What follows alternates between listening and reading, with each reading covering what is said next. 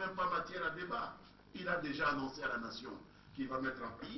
et ce sera des choses qui se font légitimement, c'est le plat, dès qu'il peut même le nommer, mais l'autre gouvernement continuera jusqu'au jour où le nouveau est investi par le Parlement, si telle est la volonté du président. Ce que nous craignons, notre mal en patience, c'est le président qui peut répondre légitime. La délégation du gouvernement de la RDC a donc séjourné de manière permanente à Kampala pendant près d'1 an, entre le 9 décembre 2012 et le 11 novembre 2013. Au cours de toute cette période, la délégation a été régulièrement rejointe par plusieurs autres missions officielles congolaises, ce qui illustre la bonne foi et la détermination des autorités de la RDC à faire aboutir ces pourparlers de Kampala dans les meilleurs délais. Il s'agissait pour l'exécutif de la RDC, sous l'impulsion de son Excellence M. Joseph Kabila, président de la République et chef de l'État, d'assurer la protection des populations civiles congolaises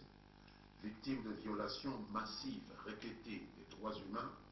sans pour autant consacrer l'impunité ni encourager le récidivisme dans le chef des auteurs de ces crimes qui se commettaient à l'est de notre territoire. C'est la raison pour laquelle nos forces de défense et de sécurité avaient en même temps reçu l'ordre de réagir de manière à favoriser la restauration de la paix ainsi que la sauvegarde de l'intégrité du territoire national au moindre coût en vies humaines. Ces efforts s'inscrivaient dans la stratégie triptyque annoncée et mise en œuvre par le chef de l'État autour des options qu'il avait retenues, options politiques, options diplomatiques et options militaires. 3 options qui se complètent harmonieusement et efficacement pour mettre un terme à la guerre injuste qui a été faite à la République démocratique du Congo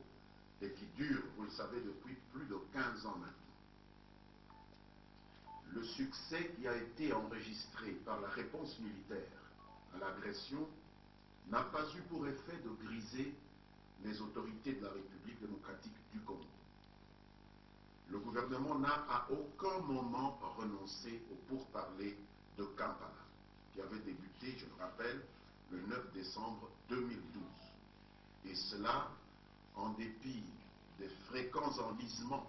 qui les ont caractérisés à cause d'incessants atermoiements et de manœuvres dilatoires que le M23 prenait un malin plaisir à multiplier. On peut rappeler à cet égard que les chefs d'État de la conférence internationale sur la région des Grands Lacs, agacés par les caprices de cette force négative, en sont venus à exiger, c'était le 5 septembre 2013 à Kampala,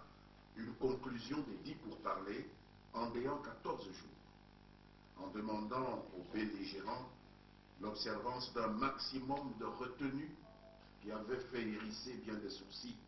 en République démocratique du Congo, mais en demandant aussi, avec sommation combinatoire aux forces négatives du M23, de cesser toute activité militaire sur terrain. Vous vous souvenez, mesdames, messieurs de la presse, de cette injonction de la CIRGL qui renforçait en fait la résolution 2098 du Conseil de sécurité des Nations Unies est restée lettre morte chez les mutins. Des mutins qui, comme on le sait, ont carrément refusé d'obtempérer. Et comme pour faire un pied de nez à la communauté internationale, le M23 a au contraire pris l'initiative de relancer les combats avec les forces armées de la République démocratique du Congo,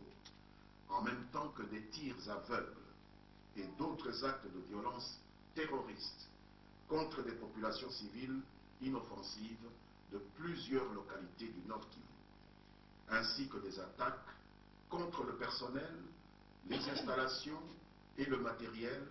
de la brigade d'intervention de la MONUSCO. Face à un tel comportement provocateur,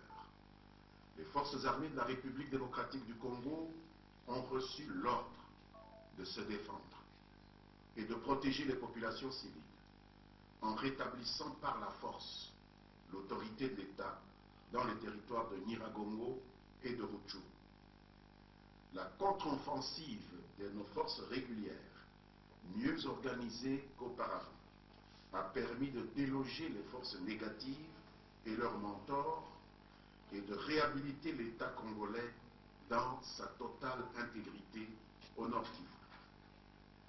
La restauration de la libre circulation des biens et des personnes qui s'en est suivie s'est traduite par la fin de l'exil intérieur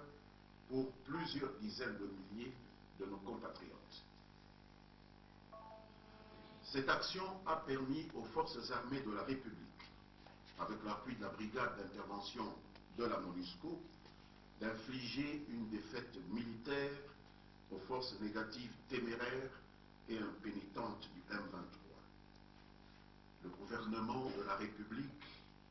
n'a pas l'intention de bouder son plaisir. Il félicite encore une fois nos forces de défense et de sécurité